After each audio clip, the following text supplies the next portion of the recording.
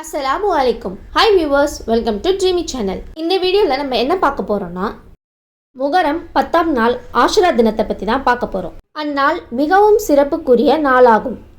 ஆஷுரா அப்படின்னா ஃபஸ்ட்டு என்ன மீனிங்னு சொல்லிடுறேன். ஆஷுரா அப்படின்னா இஸ்லாமிய நாட்காட்டியில் முதல் மாதமான முகரம் மாதத்தின் 10வது நாள் ஆகும். இது அனைத்து முஸ்லிம்களுக்கும் மிகுந்த முக்கியத்துவம் வாய்ந்த ஒரு நாளாகும். அந்நாளில் இறைவன் படைக்கப்பட்டவை என்னன்னு பார்க்கலாமா?